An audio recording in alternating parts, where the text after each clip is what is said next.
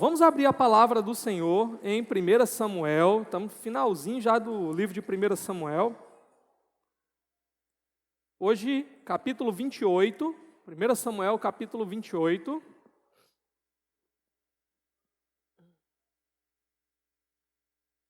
Nós vamos hoje ver os versículos, a partir do versículo 3 até o final do capítulo 28, mas vamos ler nesse momento apenas o versículo 4, tá bom? 1 Samuel, capítulo 28, verso 4.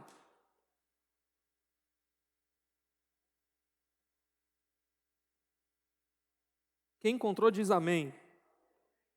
Pronto, diz assim a palavra de Deus.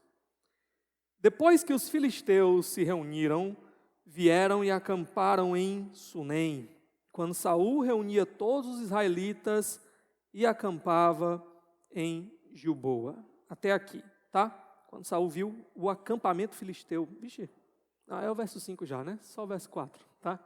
Sei que eu tinha pulado aqui, não estava enxergando direito. Vamos orar nesse momento. Ó Deus, obrigado pela Tua palavra. Obrigado, Senhor, por termos a instrução do Senhor disponível a nós na Tua palavra. Podemos, quando necessitamos, recorrer ao Senhor por meio da Tua palavra. E todos os dias podemos também alimentar o nosso coração, a nossa alma com a Tua palavra. Nos dá, Senhor, desejo pela Tua palavra, por conhecer mais a Tua palavra, a fim de que em qualquer momento ela esteja em nossa mente, no nosso coração, nos trazendo direcionamento, conforto, consolo e encorajamento.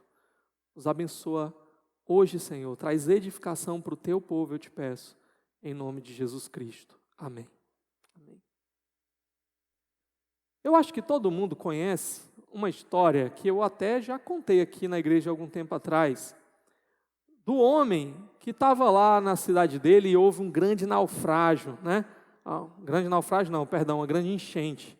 Então houve uma grande enchente, a água começou a subir na cidade toda e as pessoas ali começaram aqueles que podiam, né, fugir da cidade e aqueles que estavam ficando presos ali no alagamento começaram a subir para cima dos telhados das suas casas para que as equipes de resgate pudessem chegar e pudessem retirar as pessoas dali, né?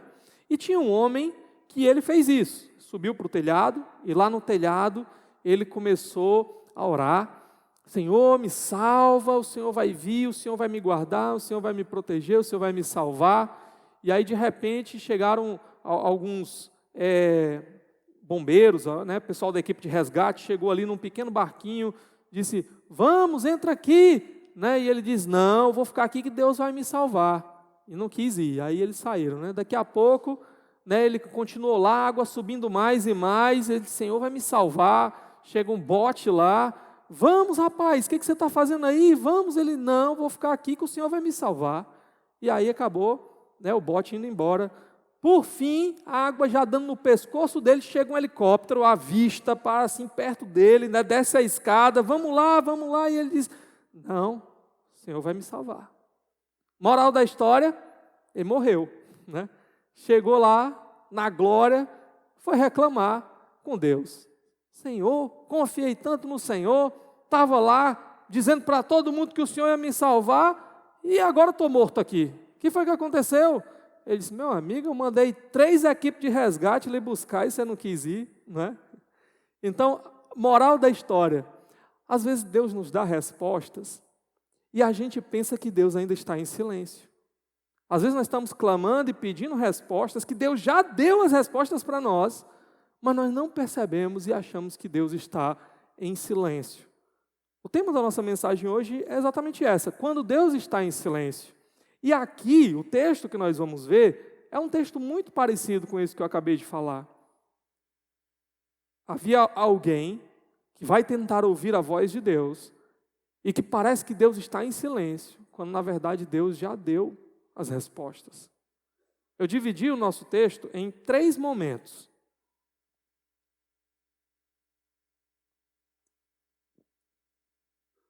E o primeiro momento que nós vamos ver aqui do nosso texto é o momento do medo, ok?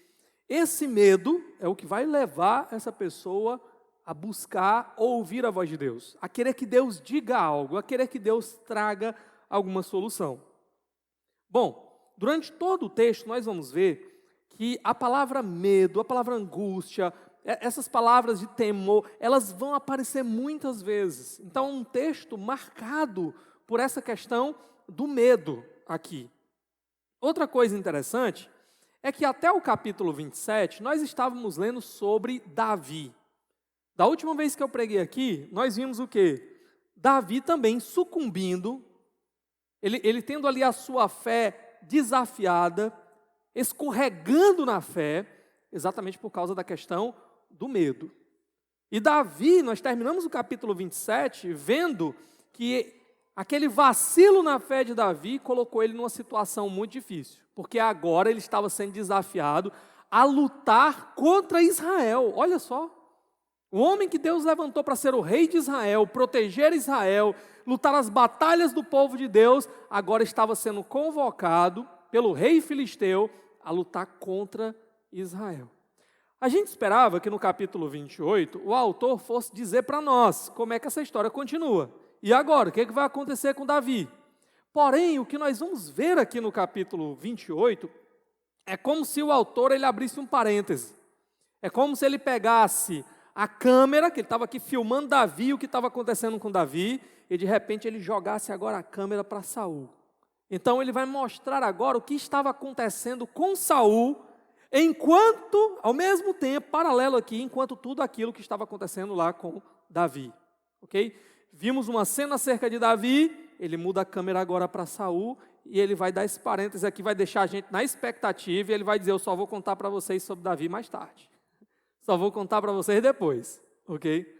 Bom, o que nós vamos ver aqui? No verso 4 que a gente leu, nós temos a preparação da guerra. Se o texto terminou no verso 27 com o rei filisteu dizendo, nós vamos entrar em guerra com Israel, o texto aqui no capítulo 28, ele mostra para nós essa guerra, os preparativos se iniciando. Olha de novo aí o verso 4 comigo. Depois que os filisteus se reuniram, então já se reuniram, se acamparam, né? Vieram e acamparam em Sunem, enquanto Saul reunia todos os israelitas e acampava em Gilboa. Pronto. O que nós temos aqui? A batalha se aproxima. A região da batalha ela é descrita, eu não vou gastar muito tempo aqui com vocês sobre geografia, mas é importante a gente entender que essa região ela fica como se estivesse assim, cortando Israel ao meio. Então ela fica ali mesmo no meio entre as tribos de Israel. É como se ela dividisse Israel no meio, e dessa forma era uma maneira também, assim, era um lugar muito estratégico, porque era uma maneira de cortar o relacionamento entre as tribos. Então, se os filisteus capturam essa região, ficaria muito complicado para Israel se unir nessa batalha contra os filisteus. Ok? E algumas questões na descrição aqui vão nos lembrar também de uma outra batalha que já apareceu no livro de 1 Samuel, lá no capítulo 4, que é a batalha de Afec. Talvez você não lembre por esse nome, batalha de Afec. Mas vocês lembram lá daquele episódio onde o povo de Israel foi para a batalha contra os filisteus, e aí, como garantia de que eles iam ganhar aquela batalha, o que foi que eles fizeram? Levaram uma arca. Vocês lembram da situação? Aí, quando chegou lá na hora, eles não estavam confiando em Deus, eles estavam usando Deus como amuleto. O que aconteceu foi que os filisteus arrasaram com Israel, levaram inclusive a arca capturada. Foi aquela ocasião lá em que Eli morreu, né? Ele ouviu a notícia de que a arca tinha sido capturada, caiu para trás, em cima do pescoço e morreu. Pronto. Há algumas descrições aqui que nos mostram, assim, que deixa a cena muito parecida com aquela batalha lá de Afec. Depois nós vamos ver alguns detalhes. Mas, só de início, essa palavrinha aqui, quando aparece no verso 4, reuniram e acamparam. Essas duas palavras aparecendo juntas, elas só vão aparecer aqui e lá na batalha de Afec, lá na batalha da captura da arca. Então, ele deixa claro por alguns detalhes que a cena é uma cena de medo, ok? O que aconteceu lá quando o povo acampou e se reuniu para lutar contra os filisteus foi uma derrota terrível. Será que a cena vai se repetir? É essa apreensão que fica para o leitor aqui.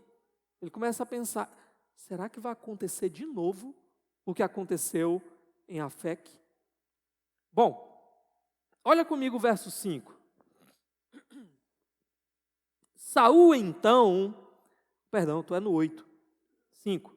Quando Saul viu o acampamento filisteu, teve medo, ficou apavorado. Olha mais uma vez o tema do medo aparecendo aqui.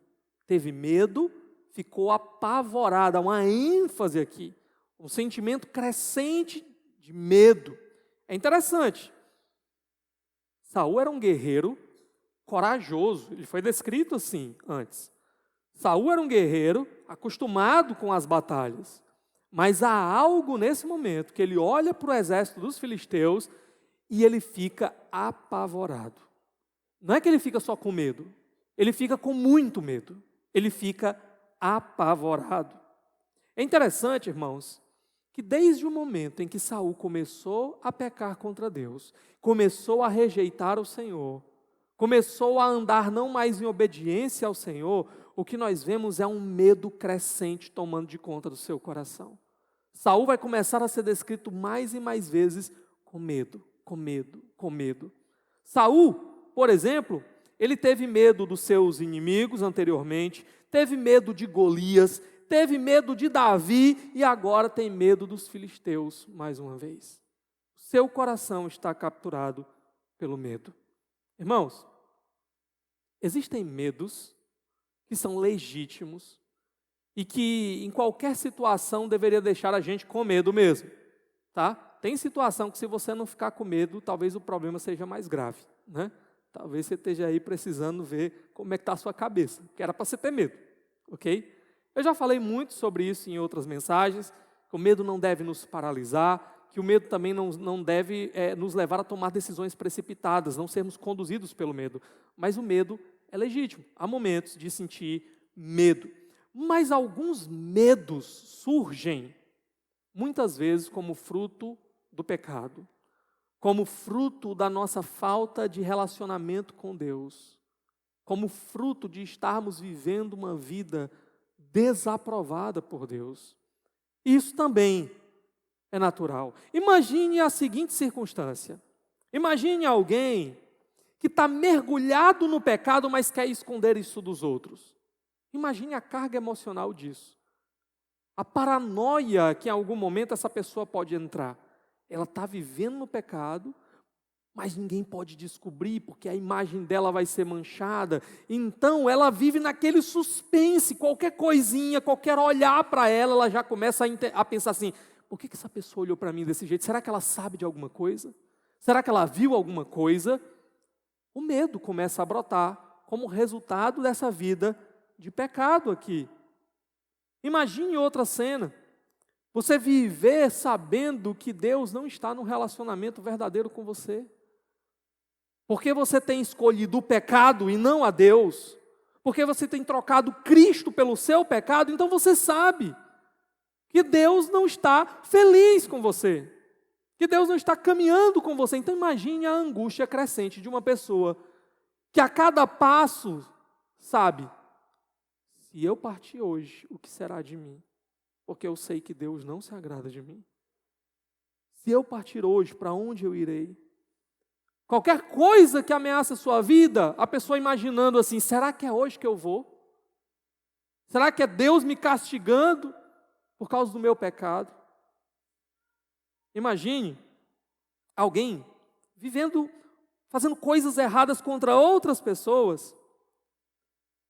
A tendência é essa pessoa começar a olhar para os outros e o padrão de julgamento dela ser ela mesma. Tipo assim, como eu vivo fazendo mal para os outros, as outras pessoas, com certeza, a primeira oportunidade que elas tiverem, elas vão fazer o mal para mim também. Se eu vivo mentindo sobre os outros estão mentindo sobre mim também. Isso também vai fazer que essa pessoa viva em desconfiança. Ela não consiga construir relacionamentos, porque ela está o tempo todo julgando os outros por ela mesma, pelo pecado dela mesma. Então, Existem situações em que o medo ele vai a ser fruto, ele vai ser gerado exatamente por uma vida afastada de Deus em pecado.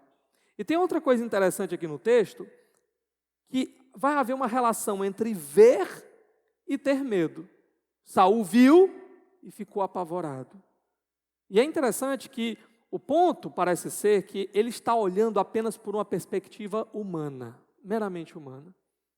Ele olha para a situação, ele tira Deus da equação, e tudo que ele vê é o quê? Não dá para eu ganhar esse negócio. Eu vou morrer aí. E ele se desespera. É mais ou menos como o caso de Geazi, o servo do profeta Eliseu. Quem se lembra?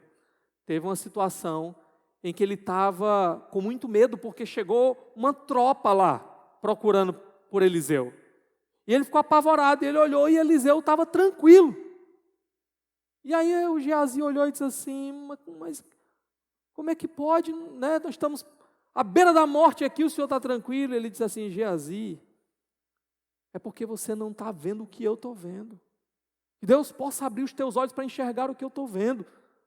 E quando então os olhos dele são abertos, ele vê o quê? Uma multidão de anjos ali, protegendo o profeta.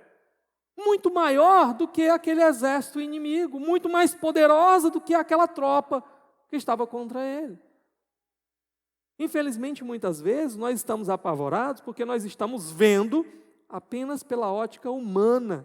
Nós não estamos vendo pela fé. Nós estamos tirando da equação Deus, estamos esquecendo que Deus continua no controle absoluto de tudo.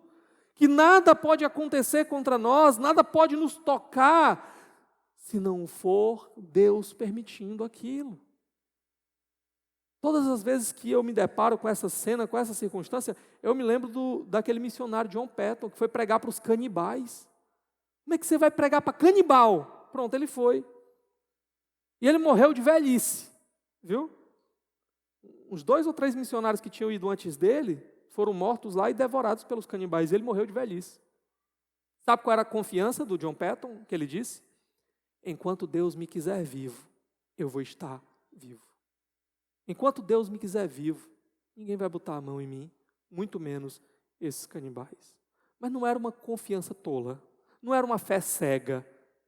Ele também, por outro lado, dizia o seguinte, um dia eu vou morrer de qualquer jeito. Para mim, morrer e ser devorado pelos vermes, ou morrer no campo, pregando o evangelho do Senhor a quem não conhece e ser devorado por canibais, dá no mesmo. Eu sei para onde é que eu vou no final das contas. Então nós precisamos, meus irmãos, em momentos de temor, de medo, olhar não só para aquilo que os nossos olhos estão vendo, mas lembrar do que nós sabemos acerca do nosso Deus e olhar pela fé, para não sermos paralisados pelo medo ou precipitados nas decisões que precisaremos tomar. Bom, durante todo o tempo aqui, a ênfase está no pavor, no medo.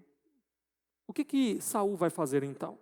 A gente chega no nosso segundo momento, onde Saul agora ele vai tentar ouvir a voz de Deus. Ele está apavorado e ele precisa que Deus fale alguma coisa para ele. Ele precisa que Deus dê algum direcionamento para ele, para que ele possa sair daquela circunstância, para que ele possa acalmar o seu coração. Olha comigo aí o verso 6. Ele diz, ele consultou o Senhor, mas este não lhe respondeu, nem por sonhos, nem por urim, nem por profetas. Pronto. Ele consultou ao Senhor. Uma tradução possível aqui também é ele pediu ao Senhor. É engraçado, né, que há um trocadilho com o próprio nome de Saul, né? Shaul, hebraico, vem da raiz de pedido, pedido ao Senhor. E aqui ele pediu ao Senhor, né? Shaul, Shaal, a palavra que é Saul pediu ao Senhor. Tem esse trocadilho que ele faz. E a pergunta é, como é que ele tentou aqui consultar o Senhor? Ou o que foi que ele pediu ao Senhor? O texto às vezes não nos deixa claro o processo, como é que ele fez algumas coisas. Mas o texto nos dá aqui algumas opções que estavam à disposição de Saul, né? Por meio das quais ele poderia consultar o Senhor. Todas essas opções são opções legítimas de buscar o Senhor, tá? A primeira foi através de sonhos.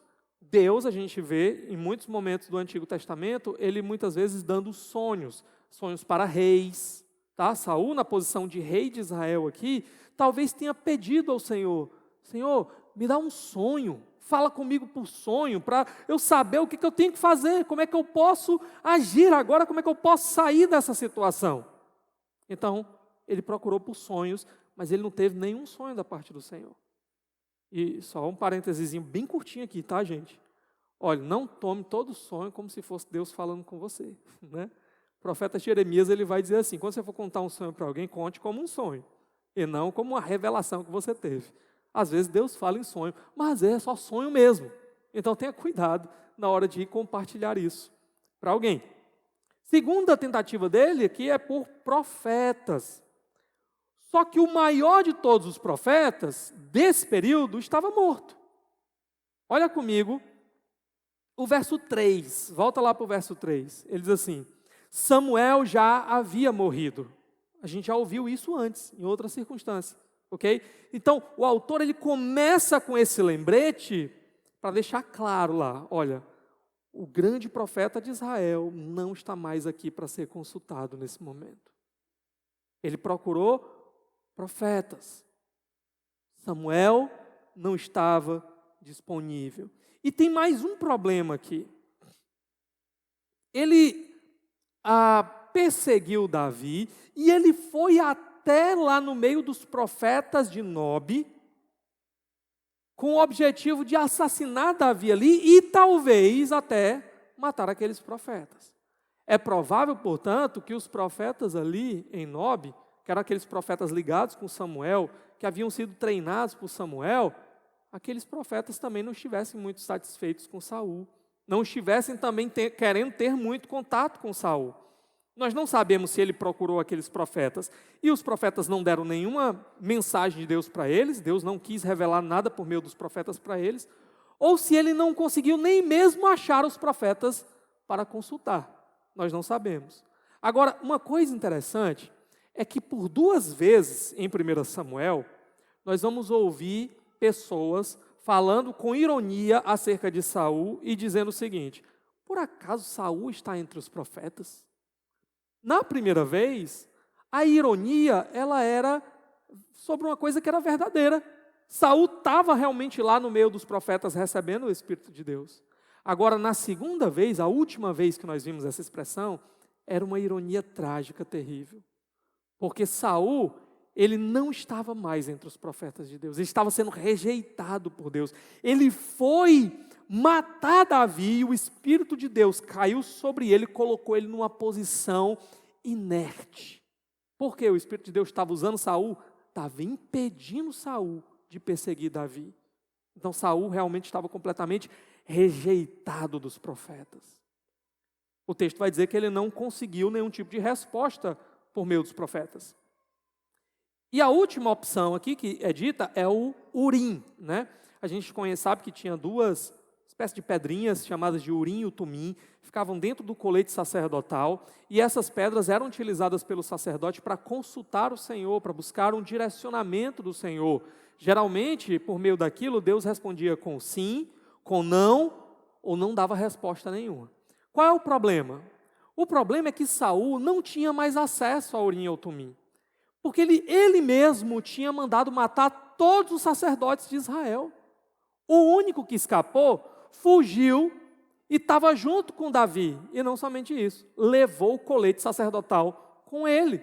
Então Saul, por causa dos pecados dele mesmo, não tinha mais acesso a nenhum sacerdote do Senhor. Tinha matado os sacerdotes do Senhor. É interessante que houve um momento de batalha também, em que Saul, ele pediu para um sacerdote consultar o Senhor. E quando o sacerdote colocou a mão no colete que ia consultar o Senhor, Saul fez uma coisa que a gente não encontra em lugar mais nenhum da Bíblia ninguém fazendo. É como se ele tivesse botado a mão na boca de Deus. Ele disse assim: tira a mão do colete, não precisa mais consultar o Senhor. Ele calou a boca de Deus, ele não quis ouvir o que Deus ia dizer naquela situação. Agora Saul está aqui desesperado, para que Deus dê uma resposta para ele, para ouvir a voz de Deus, e parece que Deus está em silêncio. Ele não consegue ter uma resposta por nenhum meio que ele tenta consultar o Senhor. Deus não fala com Saul. Irmãos, a pergunta para nós é a seguinte: Deus realmente estava em silêncio?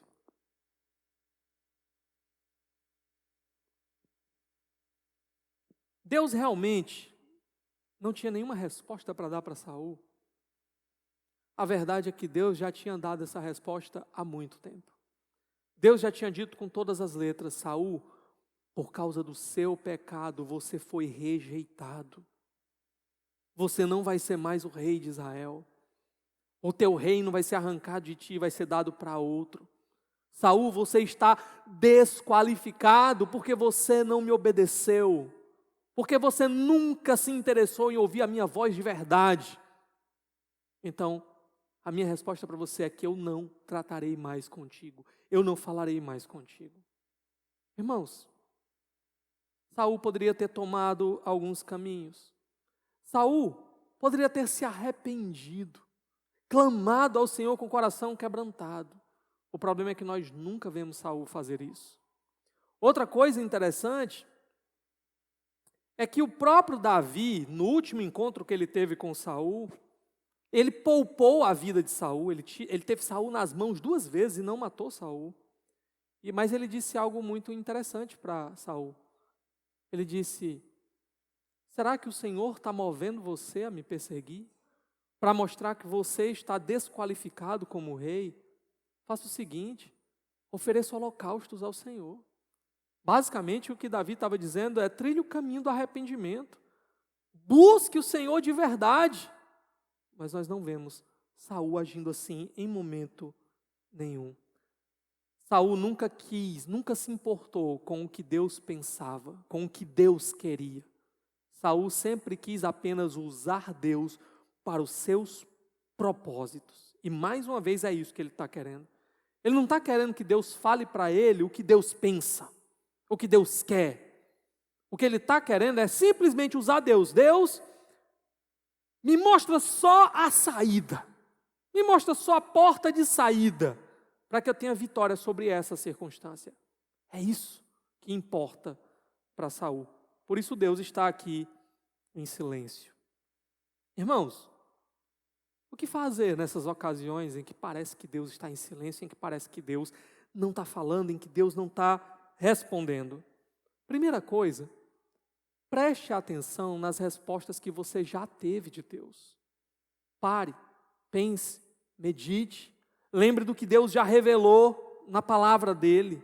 Busque os princípios da palavra de Deus. Como você pode agir dentro dessas circunstâncias de uma maneira que agrada a Deus conforme o que Ele já disse na sua palavra. Lembre do que Ele já fez na sua vida. E busque esse direcionamento do Senhor por meio do que Ele já falou. Outra coisa é: continue buscando ao Senhor. Continue. Olha, eu não tenho clareza ainda sobre o que Deus quer. Eu não tenho clareza ainda sobre o que Ele falou. Da minha parte, então, o que eu vou fazer? Continuar fiel ao Senhor e buscando ao Senhor até que Ele me responda. Até que eu tenha clareza sobre como eu devo agir. Eu não vou ultrapassar os limites do meu relacionamento com Deus, da minha fidelidade ao Senhor, para tentar sair dessa circunstância. É assim que a gente age. Agora, como é que Saul vai agir aqui? E a gente chega, então, no nosso terceiro momento. Saul vai buscar um substituto para o silêncio de Deus. Saul buscou todos os meios legítimos para ouvir a voz de Deus, e como Deus não respondeu e ele tem que ter uma resposta, é como se ele quisesse obrigar Deus a falar. Saul agora vai buscar meios ilegítimos.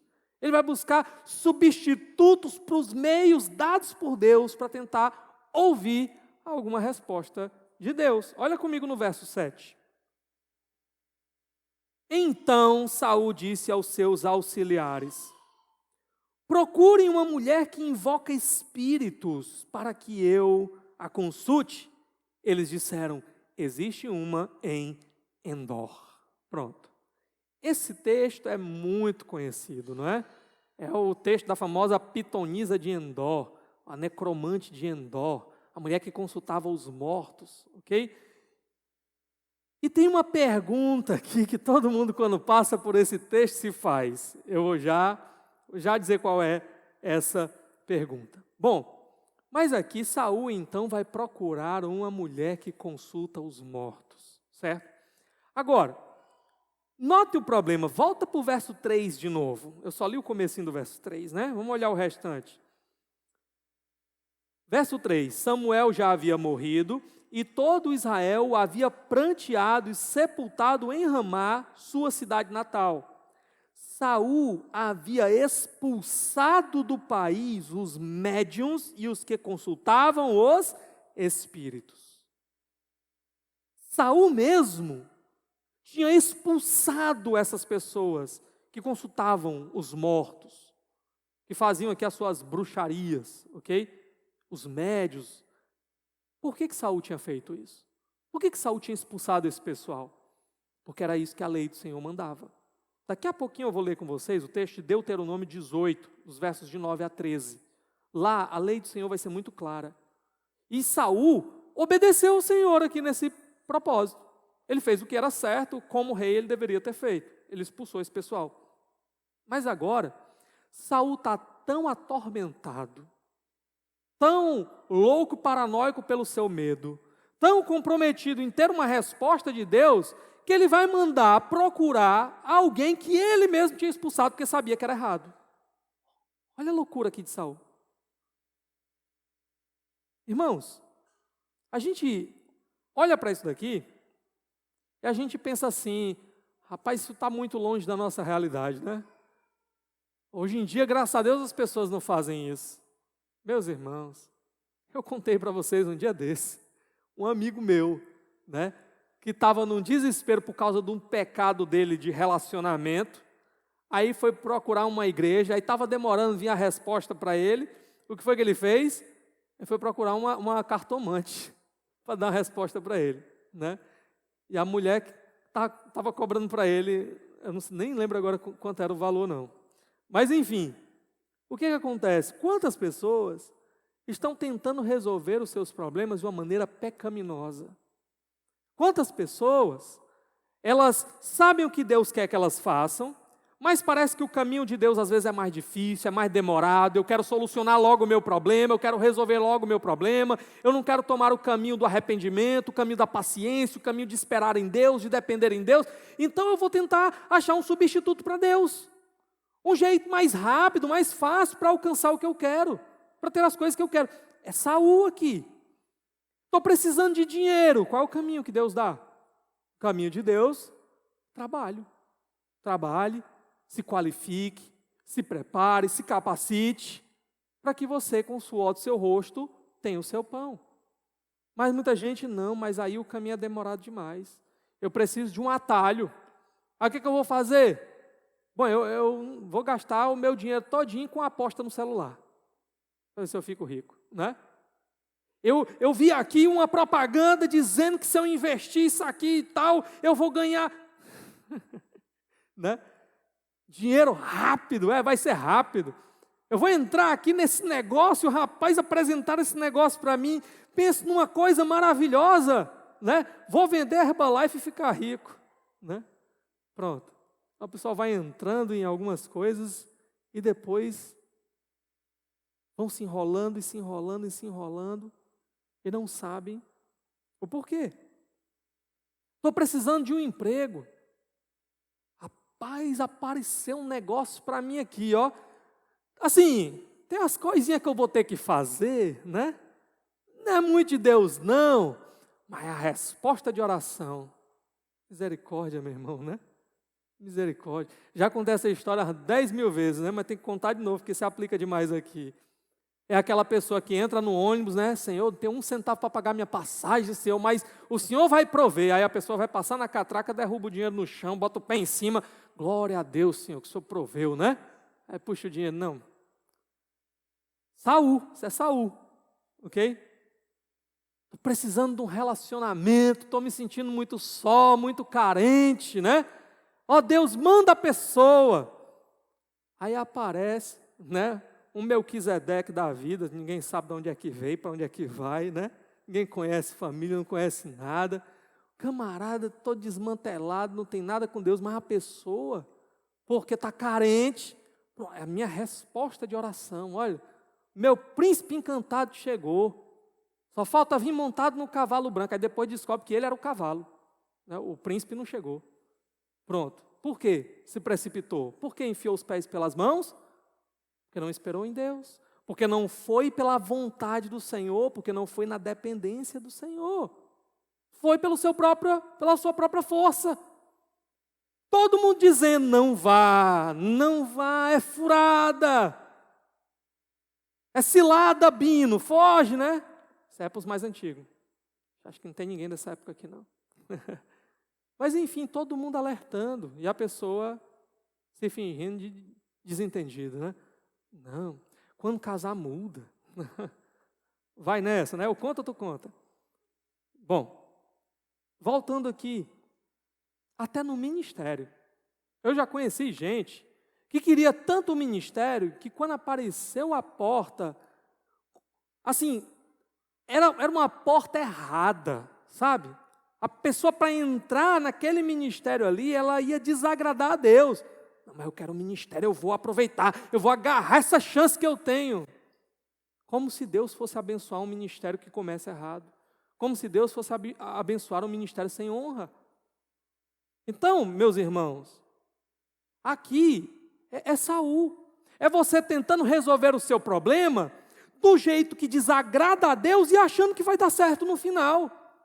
Para ficar bem claro para nós, isso aqui é o ladrão que antes de sair para roubar, ele faz o sinal da cruz, né? Abençoa aí, Senhor, meu dia de trabalho agora, né?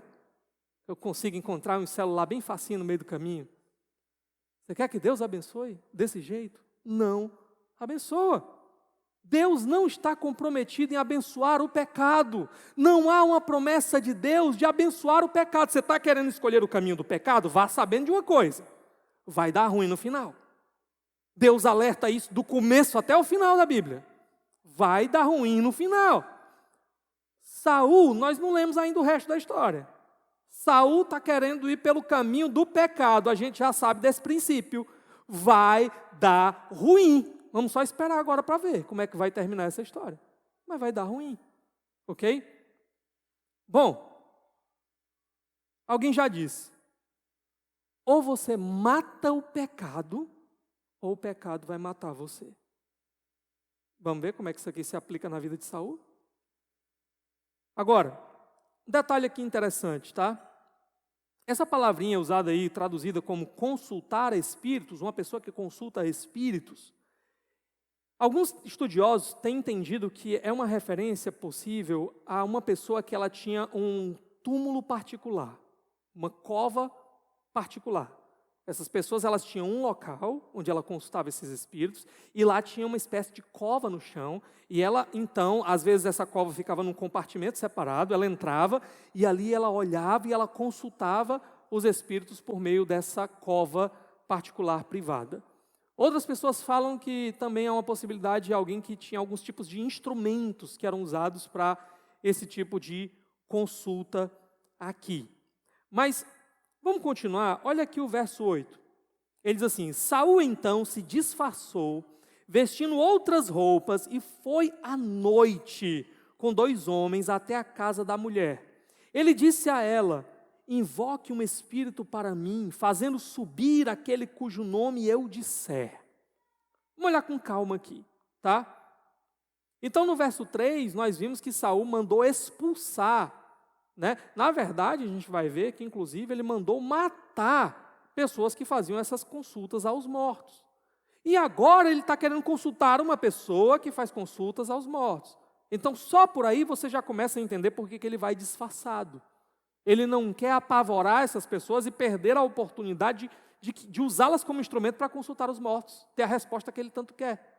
Então, ele chega disfarçado para não ser reconhecido. É interessante quando diz aqui que ele tirou as suas vestes, a ideia é que ele tirou as suas vestes reais, as vestes de rei. E isso, irmãos, tem um significado interessante para nós.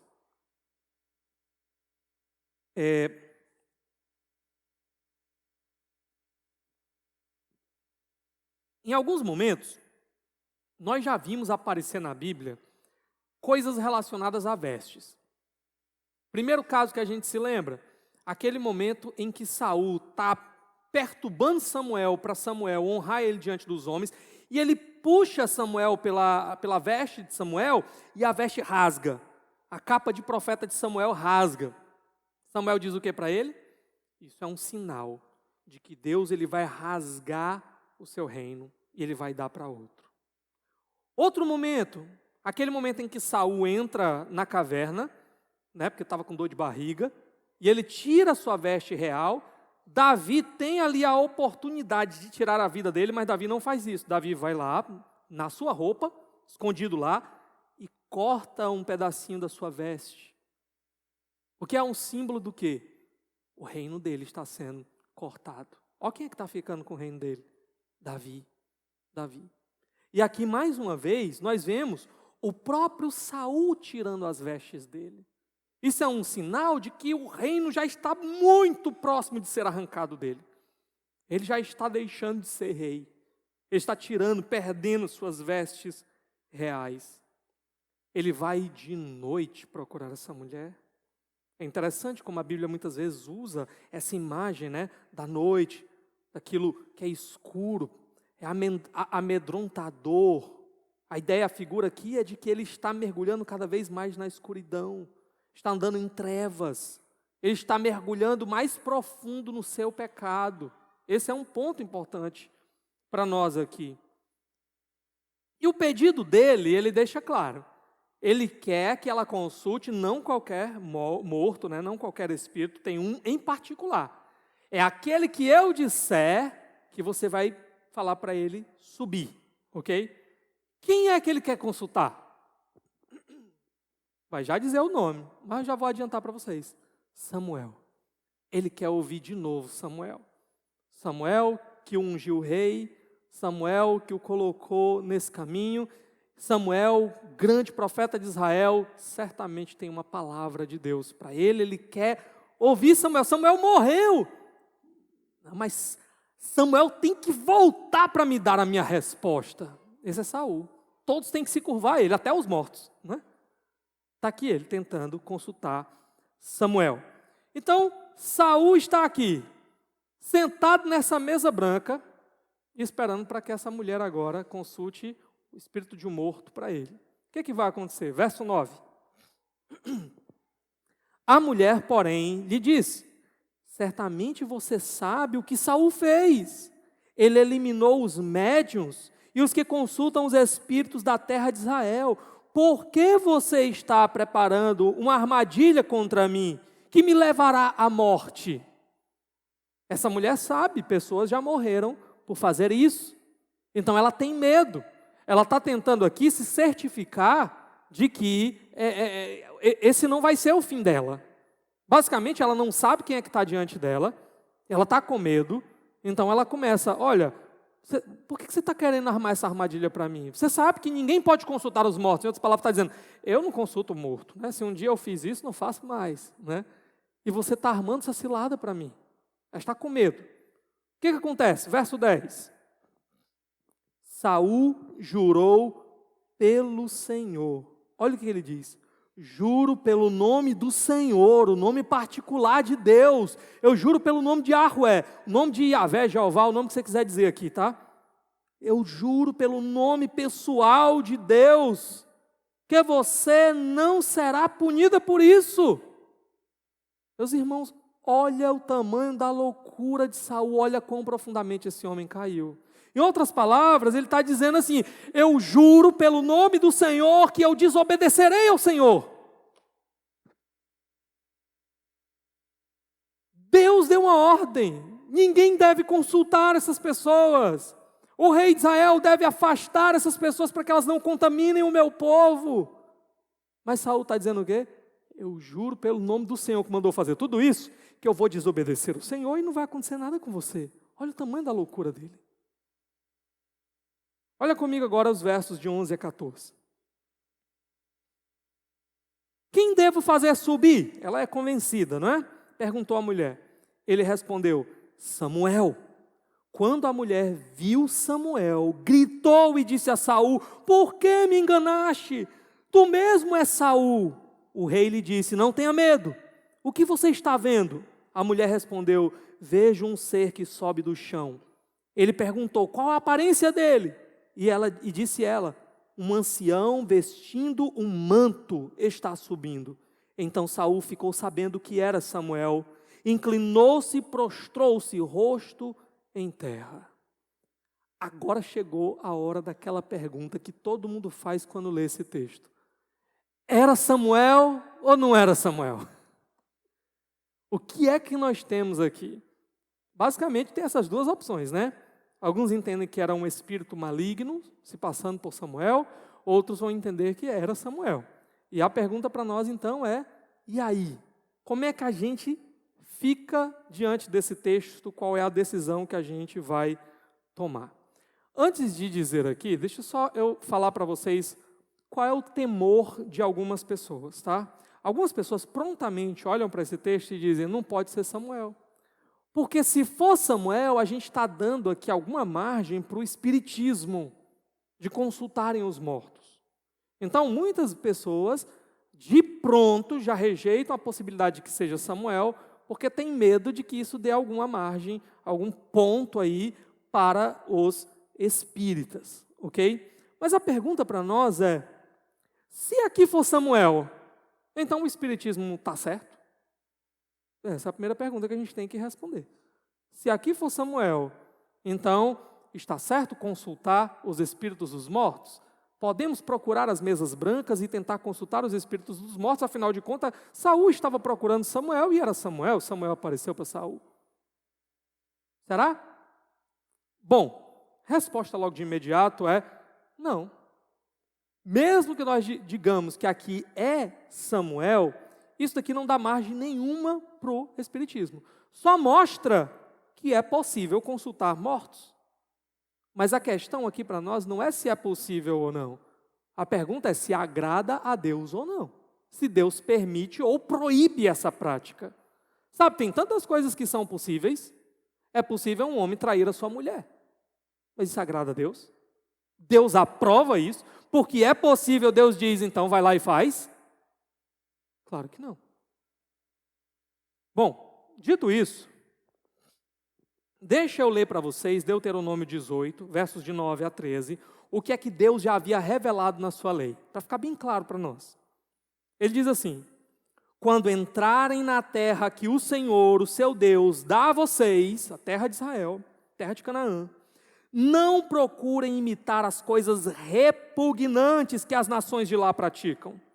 Não permitam que se ache alguém no meio de vocês que queime em sacrifício o seu filho ou a sua filha, que pratique adivinhação, ou se dedique à magia, ou faça presságios, ou pratique feitiçaria, ou faça encantamentos, que seja médium, consulte os espíritos ou consulte os mortos.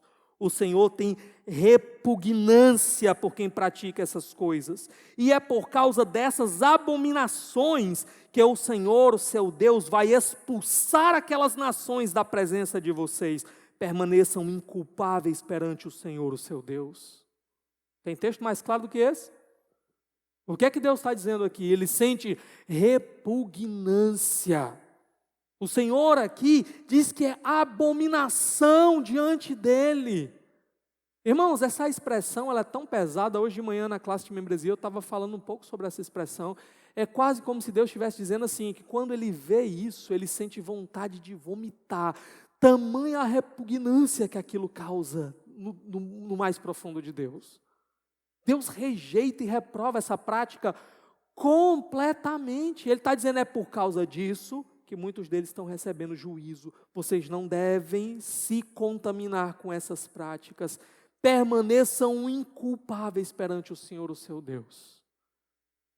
Então Deus deixa claro, é a prática de buscar consultar os mortos é completamente reprovada por ele, é repugnante diante dele. A vontade de vomitar em Deus. Ok? Outra coisa importante para nós é quais vão ser as consequências dessa prática. A gente muitas vezes sabe que uma prática ela é errada e pecaminosa porque nós vemos a clara consequência da prática. O salário do pecado é a morte. Por isso, sempre que você mergulha no pecado, você está trilhando caminhos para a destruição, para a morte. Então a pergunta aqui é: quais vão ser as consequências de Saul tentar consultar aqui Samuel? Vão ser boas ou más? Se era Samuel, por exemplo, e Saul conseguiu consultar Samuel, qual foi a consequência? Deus aprovou e trouxe uma consequência boa para ele. Muito bem, Saul, agora que você consultou Samuel os mortos, eu vou responder para você e eu vou lhe dar uma palavra de bênção. É isso que vai acontecer? Nós vamos olhar daqui a pouquinho. Agora, alguns pontos importantes também sobre o texto que a gente acabou de ler. Primeiramente, a feiticeira se assusta com a aparição daquilo que ela disse que era Samuel, ok? Isso parece dar a entender que ela não estava acostumada que algo daquela natureza acontecesse. Talvez ela já praticava isso há um bom tempo, ela talvez, sei lá, visse alguma coisa, ouvisse alguma coisa, mas aquilo que aconteceu foi algo tão diferente, tão surpreendente, que ela gritou de desespero. E outra coisa, aquilo que aconteceu, algo que aconteceu lá, deixou claro para ela que ela estava diante de Saul. Até então, ela não sabia que era Saul. Mas na hora que ela viu, ela se assustou, ela gritou e ela teve consciência: você mesmo é Saul, você está vindo aqui para me matar. Então isso já levanta um alerta para nós, ok? Outra coisa, a descrição do ser aqui, no verso 13, ela diz, né, vejo um ser, alguma tradução às vezes traz assim, vejo deuses que sobem da terra, porque a palavra literalmente é a palavra Elohim, ok? Essa palavra Elohim, tradução seria Deus ou deuses. Essa palavra ela pode ser usada para o Deus verdadeiro, para falsos deuses, mas também para pessoas em posição de autoridade. Há um momento, há um salmo em que Deus ele vai dizer para juízes de Israel, ele vai dizer o seguinte: olha, vocês têm agido como deuses, porque eles estão representando Deus no papel de fazer justiça ao povo, mas vocês vão morrer como meros homens, porque vocês não estão fazendo justiça. Vocês não estão agindo da maneira como vocês deveriam na posição que vocês ocupam. Então, e ele usa essa expressão, Elohim, ok? Então, essa expressão, ela combina muito bem com a posição que Samuel ocupava em Israel. Samuel não foi apenas um profeta, ele foi juiz em Israel durante uma boa parte da sua vida, ok? Outra coisa interessante também, a descrição fala de um ancião com uma capa. Samuel já era muito velho quando ele faleceu, e Samuel tinha a sua capa de profeta. Tanto é que quando Saul ouve essa descrição, automaticamente ele entende que era Samuel. Samuel, de fato, havia vindo se comunicar com ele. Então, parece tudo indicar aqui que aquele personagem se enquadra na descrição de Samuel até o momento, ok? Fora tudo isso, bora ver o que acontece no verso 15. Olha aí. Samuel perguntou a Saul: por que você me perturbou fazendo-me subir? Respondeu Saul: estou muito angustiado. Os filisteus estão me atacando e Deus se afastou de mim. Ele já não me responde nem por profetas, nem por sonhos, por isso te chamei para me dizeres o que fazer. Vamos com calma. Primeira coisa que é importante no verso 15, aqui não é a mulher falando, aqui não é Saul falando, aqui é o autor falando. Como é que o autor se refere àquele ser que apareceu? Início do verso 15. Ele diz o quê? Samuel perguntou a Saul. Ele não diz, o Espírito perguntou a Saul, a pitonisa perguntou a Saul. Ele diz, Samuel perguntou a Saul. E ele não vai fazer isso só uma vez. Outras vezes o próprio autor identifica aquele personagem como sendo Samuel, ok? Alguns podem entender o seguinte, não, talvez aqui é só uma adaptação de linguagem. Eles disseram que era Samuel, então o autor está chamando pelo nome de Samuel. Mas como eu acabei de mostrar para vocês, o autor tinha outras escolhas. Ele poderia simplesmente se referir, o Espírito falou isso. Ou se ele quisesse deixar mais claro para nós, ele podia dizer assim, o demônio ali falou isso. Sei lá, o espírito maligno falou isso. Mas ele chama de Samuel. Samuel falou isso. E como eu disse para vocês, ele vai continuar se referindo a ele como Samuel mais vezes. Outra coisa interessante para nós aqui. Ele sente uma perturbação. Então, se era Samuel mesmo, Samuel estava num lugar de descanso, maravilhoso, na presença de Deus. E de repente ele tem que voltar ao mundo dos pecadores para se encontrar com quem? Com Saul. Ou perturbação grande realmente, né? Então Samuel disse, rapaz, por que tu está me perturbando, homem? A partir daqui, para não ter que olhar mais para a tua cara, tu ainda me chama lá de onde eu estava. Outras coisas importantes aqui também é que Saul, ele se expressa como estando angustiado. Mais uma vez, a ideia de medo aqui. Profundamente desesperado, com muito medo. E o que ele diz? Deus se desviou de mim. Deus se afastou de mim. Meus irmãos, a verdade é que Saul é quem se afastou de Deus. Saul é que se desviou de Deus. E agora ele coloca a culpa em Deus, né? Não é porque Deus se afastou de mim, Deus não me responde mais. Estou ligando aqui para Deus, Deus não vê minhas mensagens, Deus me bloqueou lá no WhatsApp. Olha a cara de pau de Saul. Saul fez tudo errado. Saul, vez após vez, Deus falando com ele, ele tampando os ouvidos para Deus. E agora Deus está dizendo, eu não respondo mais. E Saul está ainda achando que tem algum direito diante de Deus. Além disso, ele descreve como é que ele tentou consultar a Deus. Ele falou que ele não respondia mais, nem por sonhos e nem por profetas. Percebeu que ele omitiu aqui a palavra Urim, que tinha aparecido no começo? Por quê? Pode ter sido só uma escolha linguística, o autor quis, para não repetir tudo, repetiu duas palavras. Ou pode ser que Saul não quer tocar naquele ponto sensível. Por que ele não responde pelo Urim e o Tumim? Porque você assassinou todos os sacerdotes, Saul. Então, disse assim, essa parte aqui, vamos deixar de fora da conversa, né? É bom não lembrar dessa parte, não. Deixa de lado. Não vou falar desse Urim aí, não. Deixa para outra ocasião. Bom, o que é que Samuel vai dizer para Saul? Olha aí os versos de 16 a 19. Disse Samuel, mais uma vez o autor chamando de Samuel, por que você me chamou, já que o Senhor se afastou de você e se tornou seu inimigo? O Senhor fez o que predisse por meu intermédio, rasgou de suas mãos o reino e o deu a seu próximo, a Davi. Por que você não obedeceu ao Senhor, nem executou a grande ira dele contra os amalequitas? Ele lhe faz isso hoje.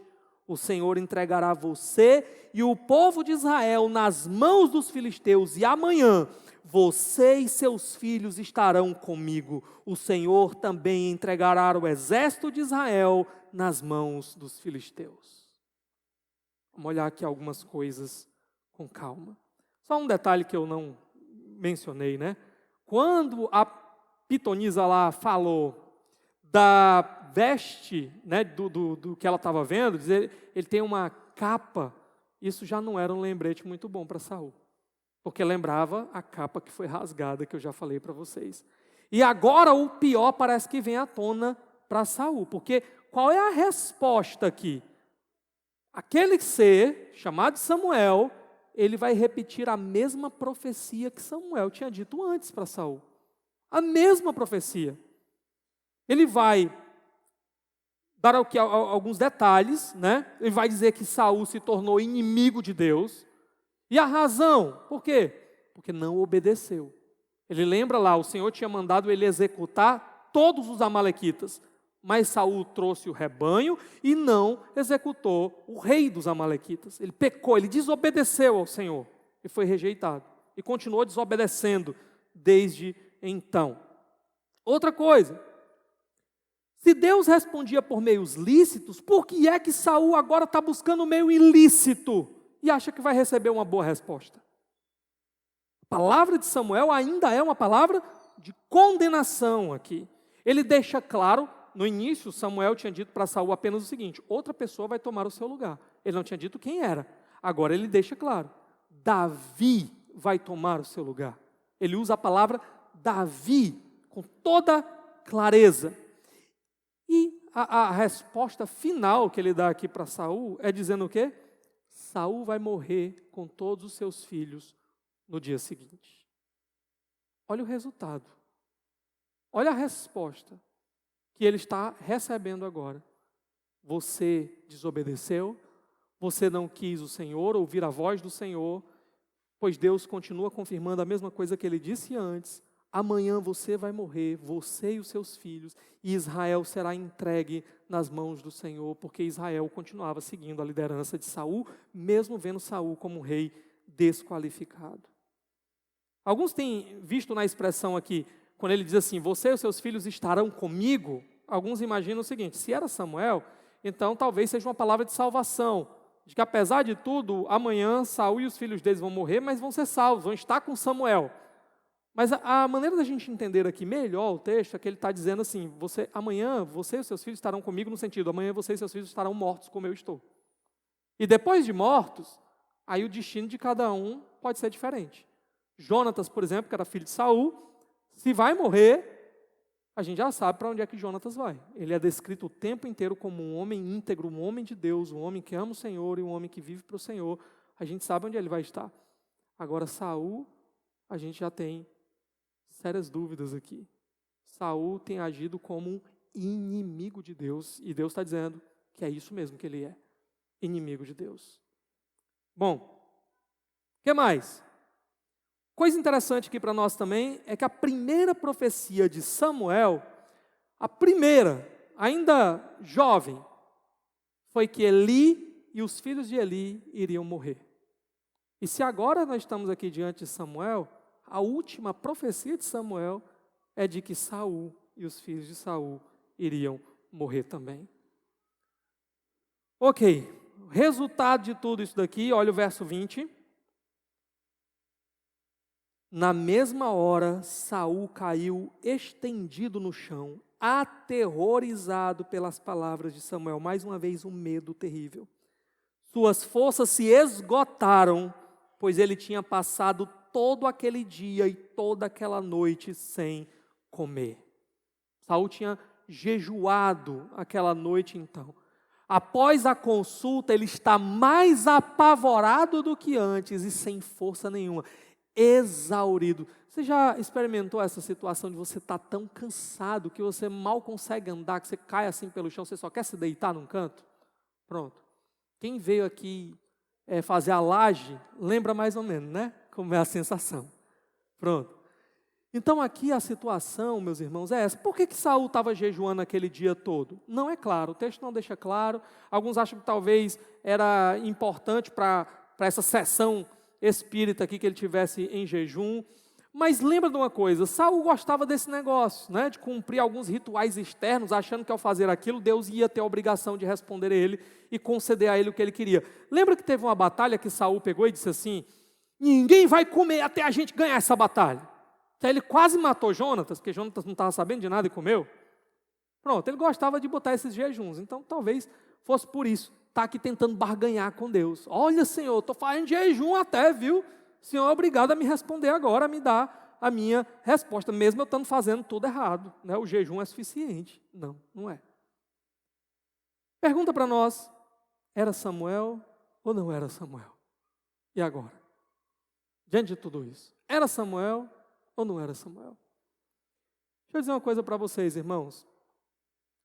Poucas vezes, poucas mesmo, pouquíssimas vezes, eu encontrei algum erudito bíblico dizendo que não era Samuel. A maioria dos eruditos bíblicos a quem eu consultei disseram, era Samuel. Só de cabeça que eu me lembro aqui agora, eu lembro de ter perguntado para o doutor Augusto de Nicodemos uma vez, e ele disse para mim, acredito que era Samuel. Olhei lá na Bíblia do John MacArthur, ele disse, era Samuel.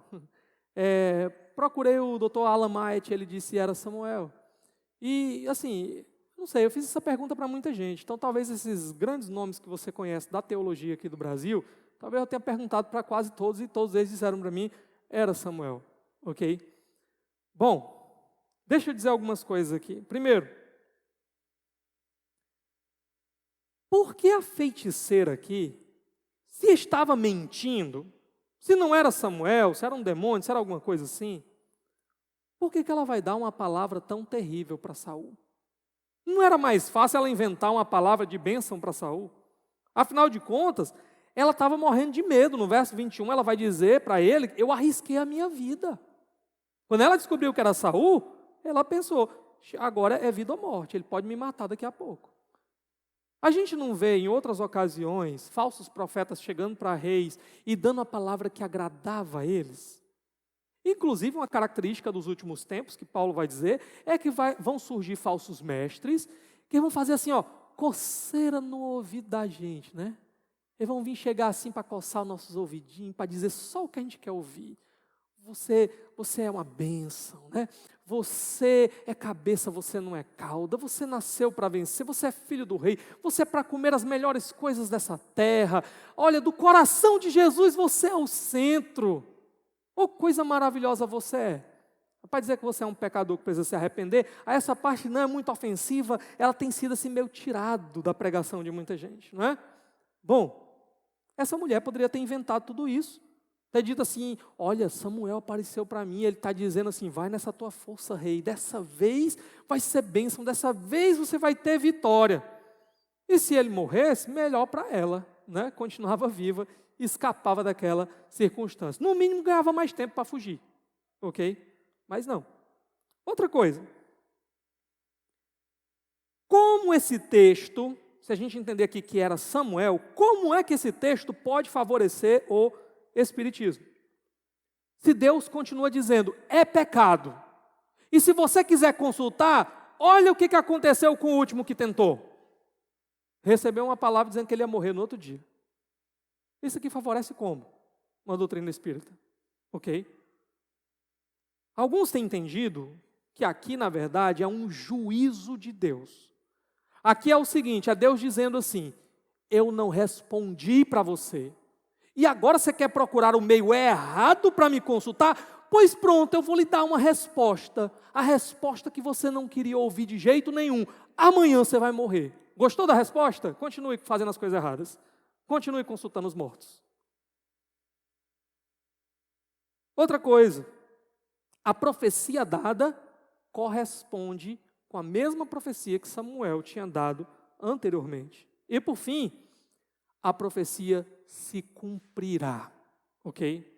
A gente vai ler depois, né, o restante dos capítulos aqui, até a morte de Saul, e vai parecer assim que passa muito tempo, mas não, é porque são eventos paralelos que estão acontecendo, que o autor vai descrever para nós, até chegar no dia seguinte, o dia da morte de Saul e dos seus filhos. Então, diante de tudo isso daqui, eu entendo que sim, era Samuel, e sim, era Samuel como uma resposta de juízo contra Saul, e Deus continua dizendo, não procure essas coisas, não entre por esse caminho, porque as respostas não vão ser boas.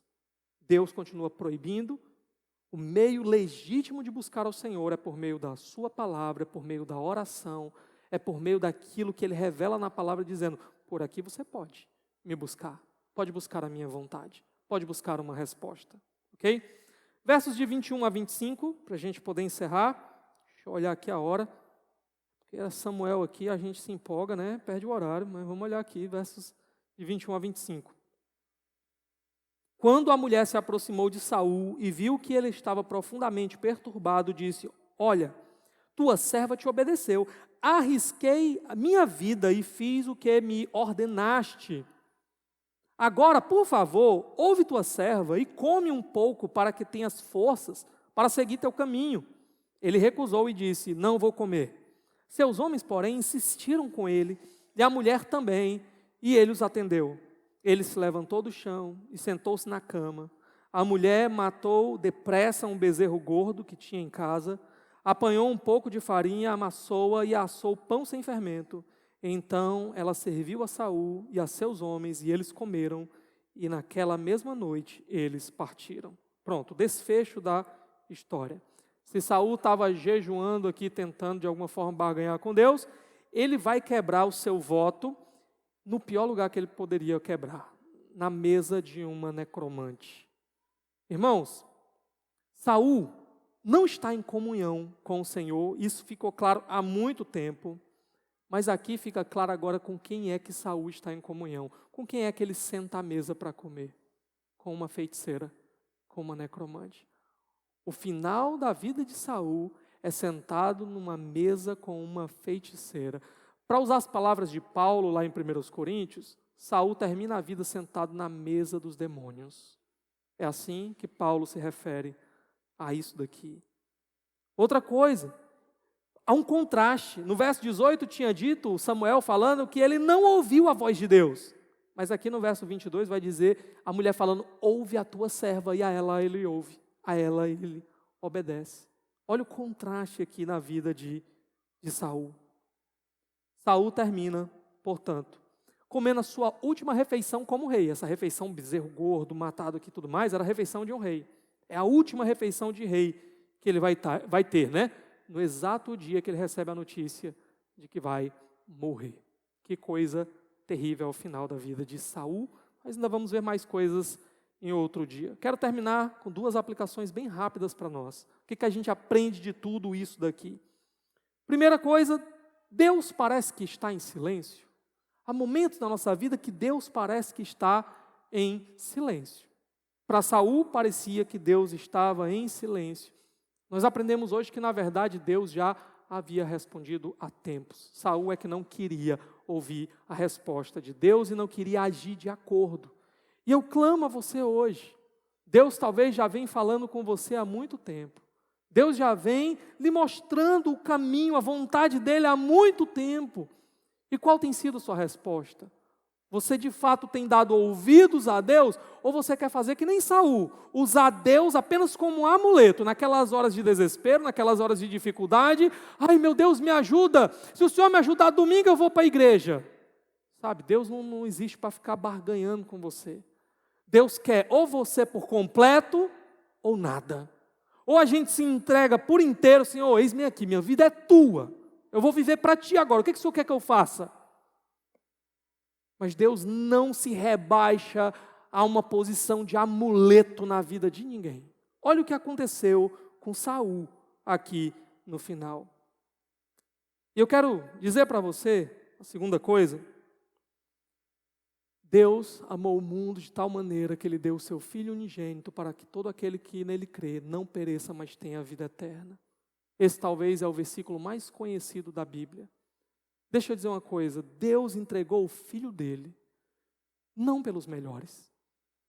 Não imagine que a diferença entre Saul e Davi é que Saul era o pior tipo de gente e Davi era o melhor cara. Não.